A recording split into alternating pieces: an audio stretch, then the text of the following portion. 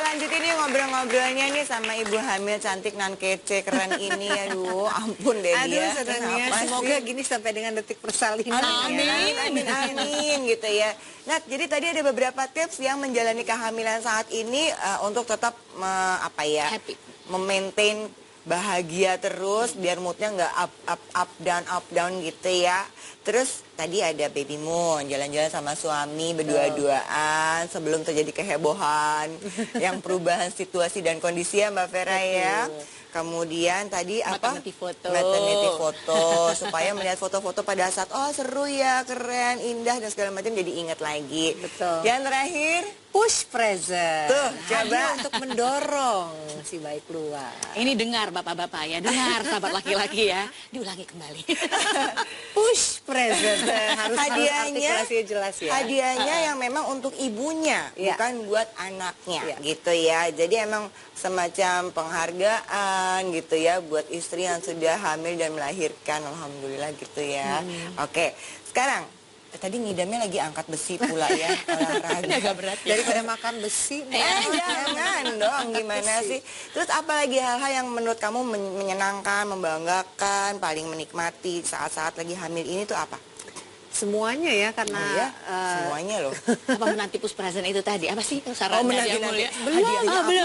Oh, dia rahasia-rahasiakan belum. belum dipikirkan. Tapi memang kehamilan itu kan adalah pengalamannya. Jadi aku inget banget pas kehamilan pertama itu, wah, muanya dikerjain. Terus kata cucu pertama juga orang tua bilang apa, mertua bilang apa, dikerjain, makanya naiknya 25 kilo waktu itu kan. Kamu kan jangan egois sih, kamu makan buat berdua, nasinya nambah 2 kali gitu. Jadi sekarang kehamilan ketiga dengan udah merasa lebih tenang, pengalaman. Jadi memang dinikmatin aja semuanya sampai yang kayak minum kopi. Saya kan pencinta kopi banget kan. Dan banyak orang menanyakan, ibu hamil boleh nggak sih minum kopi? Kan jawabannya boleh selama dalam jumlah yang sedikit gitu. Terutama sebelumnya biasa minum kopi. Jadi bagi aku tuh duduk sendirian di kafe nungguin anak-anak lagi sekolah sambil laptopan, sambil mencium aroma kopi itu aja udah nikmat banget gitu. Jadi tapi benar sih, aku sekarang emosinya tuh lebih stabil. Jadi suami tuh lebih bahagia dulu. Kalau dulu kan bisa tiba-tiba kan, kamu kok pulangnya malam sih? Cranky ya Kenapa tiba-tiba. sih? Kok aku telepon gak diangkat sih? Wah, nangis gitu loh. Jadi Tapi berarti itu wajar ya begitu ya? itu wajar banget. Itu privilege buat ibu hamil, boleh. Itu privilege banget. Tapi suami juga ngomong, kamu kok lebih manis ya kehamilan yang sekarang ya. Dia sendiri juga mengakui mood aku tuh lebih stabil. Push presentnya pasti lebih. Iya kayaknya. Karena mungkin kece. menikmati ya Mbak Vera ya. Ya. Gimana tuh Karena Mbak? begini, tadi saya suka loh kata-kata maternity photo itu bisa digunakan untuk meningkatkan mood kembali pada saat sedang low. Benar, jadi mood manusia itu kan gini, up and down. Ternyata pada saat lagi up, kita capture itu boleh di memori, boleh dalam bentuk foto. Kenapa? Nanti ketika kita bahagia misalnya gini, Nadia Mulia, pada saat kamu lagi moodnya lagi up, apa sih yang bikin kamu moodnya lagi up, lagi happy misalnya? Coba diceritakan dikit deh. Yang bikin bahagia apa misalnya? Yang bikin bahagia banget aku selalu ingat kan namanya anchoring ya. Jadi aku suka ingat momen aku lagi di tempat tidur, karena aku tidurnya masih berempat nih. Dengan kedua anak-anak aku juga, dan tambah sekarang ada kucing. Jadi bagi aku tuh happy memory itu aku tidur, anak-anak lagi main-main dengan perut aku tuh lagi komunikasi dengan si bayi, ada suami juga, ada si kucing. Jadi itu benar-benar happy moment bagi aku tuh, potret kebahagiaan keluarga tuh saat kita lagi ngumpul sama-sama. Lagi ngumpul bareng-bareng, sebentar. Kalau ngumpul bareng-bareng ini kan eksternal, kita bikin lebih internal ya. Ngumpul bareng-bareng, pada saat ngumpul bareng-bareng apa yang dirasakan? Kedamaian rasanya, damai, Gitu. Jadi secure. exactly. Jadi gini sahabat perempuan. Tadi kan masih eksternal, ngumpul rame-rame. Jadi butuh orang dulu nih buat kita bikin kita bahagia. Ternyata enggak. Buat Nadia Mulia adalah di capture-nya memang saat rame-rame. Tapi hati yang didapat adalah peace. Jadi begitu besok-besok lagi moodnya lagi down, kita jadi tahu apa yang dibutuhkan, peace. Cara ngambil peace-nya gimana? Ambil memori yang terdahulu tentang peaceful event, lihat memori fotonya boleh, ingat kejadiannya boleh. Itu udah self-hypnosis hitungannya untuk meningkatkan atau raise our mood. Itu happy loh, pantas happy terus. I like that. Gitu sahabat perempuan, kita mau di. Oke, nah mau sharing buat sahabat perempuan yang mungkin lagi hamil juga gini, padahal pada masa kehamilan yang pertama, kedua kan mungkin belum sejago itu ya. Belum piawai ya.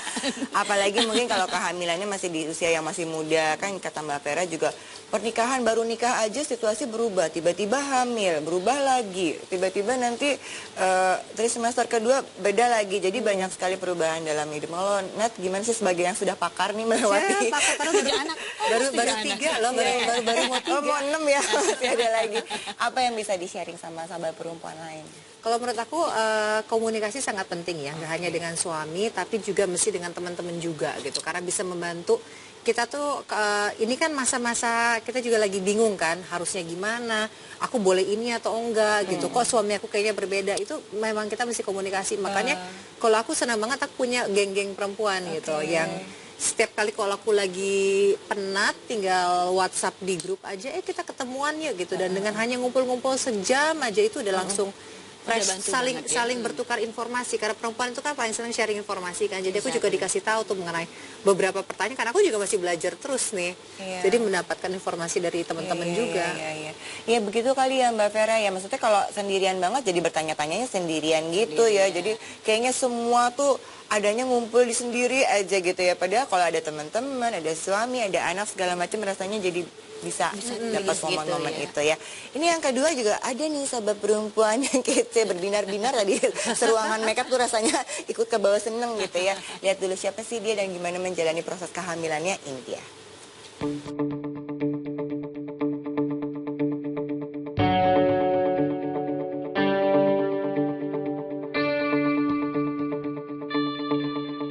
Mengalami hamil anak pertama tentunya memiliki sensasi tersendiri, bahagianya amat luar biasa. Hal inilah yang dirasakan bintang tamu kita, Tia Aristia.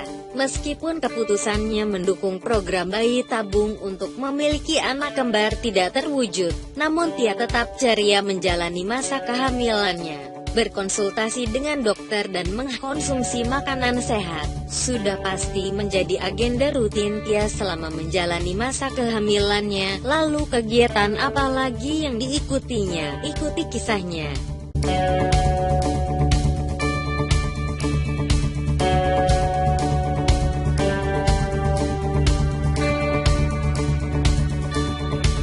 Ada Tia Aristia, yuk gabung yuk Ti.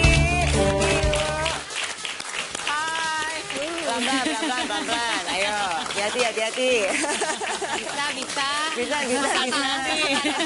Soalnya dia masih pakai, masih pakai apa? Cuma setengah jam aja. Habis di sini semua hostnya tinggi-tinggi. Ada Kanadia, ada Bang Audi. Apa kabar? Keinjak lagi ya? Takutnya hamil lagi. Orang hamil kan lagi ceroboh-cerobohnya. Apa-apa. Halo, apa kabar? Silakan Baik. Iya, silakan duduk di sini, Ti. Hai Bu Mil. Hai Bu Mil juga. Nggak kejeduk ya, maksudnya bukannya harus miring ya. Ini akhirnya setelah proses panjang berusaha, iya, coba ceritain dulu deh. Prosesnya sih dibilang panjang, Nggak nggak terlalu terlalu juga panjang sih sih ya. ya, karena memang prosesnya itu dari aku memutuskan untuk program IVF atau bayi tabung sampai ke kehamilan itu cuma 1,5 bulan. Oh, oke. Gitu, cuman mungkin orang ngelihatnya perjuangannya luar biasa banget karena aku harus suntik setiap hari, suntik hormon, terus habis itu aku dan suami karena saking pengennya, jadi kita benar-benar ngejaga banget, kita sampai pakai kursi roda selama 2 bulan Kan kehamilan beda kan kalau kehamilan pertama gini kan. Pertama emang begini. Iya, bener-bener emang dijaga banget. Emang kenapa sampai IVF sih? Emang udah lama pernikahannya? Aku juga IVF sih dulu, tapi udah setelah berapa tahun Bertahun-tahun nikah pernikahan. Aku itu memang dari sebelum hamil, memang aku udah tahu kalau aku ada kelainan hormon yaitu PCO. Jadi karena berhubung umur aku dan suami bukan waktu itu sih, sekarang udah. Kalau menurut kita kayaknya agak-agak, kalau misalnya nggak dicoba dari sekarang, takutnya kalau misalnya belum berhasil, Lama waktu untuk lagi, nyoba lagi, gitu. untuk nyoba laginya semakin sempit. Gitu. Jadi langsung aja deh gitu. Iya, dan tingkat keberhasilan untuk program IVF sendiri itu memang lebih besar kemungkinan untuk berhasil kalau lebih muda. Oh, Gitu. Beda di usia berarti kalau gitu ya. Terus ketika akhirnya jreng gitu kan, kamu kan di media infotainment juga kan di prosesnya kan dijalanin terus, pas ketika akhirnya yes nih positif gitu, rasanya seperti apa sih? Wah, itu benar-benar kayak naik roller coaster gitu kan. Jadi sebenarnya awalnya aku pikir nggak jadi belum hamil gitu, karena aku sempat sebelum aku ke cek darah di dokter, itu aku sempat coba tes pack di rumah gitu. Pas tes pack gitu, itu hasilnya nggak kelihatan garisnya Samar-samar gitu. ya. Itu yang paling bikin Nah, dan itu aku pas udah gitu aku masih nunggu, dan aku nggak berani ngasih tahu suami kan, karena suami tahu aku tuh orang yang stresan, jadi dia bilang nggak boleh tes pack. Tapi aku ngumpet, pengen surprise, positif, pengen kayak gitu kan. Surprise, samar-samar gitu. Bingung. Terus habis itu saking aku panik lihat itu cuman kayak samar-samar gitu, nggak samar, aku nggak ngeliat sama sekali karena pagi-pagi waktu itu jam 5:30 pagi gitu kan. Aku cuma duduk di kasur, aku taruh sebelahnya, aku tiduran sampai suami aku masuk lagi gitu, dia bingung ngeliatin aku kayak gitu, kamu kenapa? Terus tiba-tiba nangis gitu sendiri. Sebenarnya tanda sih kalau udah mulai nangis ternyata hormon ya. jadi Nangis elo gitu banget sendiri, itunya. kenapa? Enggak, aku tadi coba ini tes pack, terus hasilnya dia ngeliat gitu, dia nyalain lampu. Ini kayaknya ada deh, dia bilang. Coba bentar ya, aku tanya mama ya. Dia langsung ke kamar mamanya. Akhirnya ada, tapi kita Bismillah aja dulu, maksudnya optimis aja dulu, nanti kita langsung cek darah. Dan ternyata berhasil dan positif. Di lampu kamar mandi nggak boleh teram-temaram kalau kayak begitu. Iya. Nanti kamu deg-degan dulu. Oke, terus setelah alhamdulillah berhasil, dan kamu kan berdua sama suami emang ingin banget gitu ya, sampai sedemikian usahanya gitu kan. Iya. Apa yang dilakukan selama kehamilan ini? Boleh jalan kaki, boleh kan? Boleh. Sekarang sih Harus digandeng, harus tuntun, harus nggak? awalnya itu benar-benar yang pas aku tahu aku hamil itu suami juga masih ngejaga banget. Jadi standby kursi roda di sebelah kasur. Jadi setiap aku mau pipis pun aku kayak beb gitu. Oh, gitu. Terus nanti dia bangun, aku turun, didorongin ke kamar mandi. Kamar mandi jaraknya cuma berapa meter. Orang di kamar gitu kan.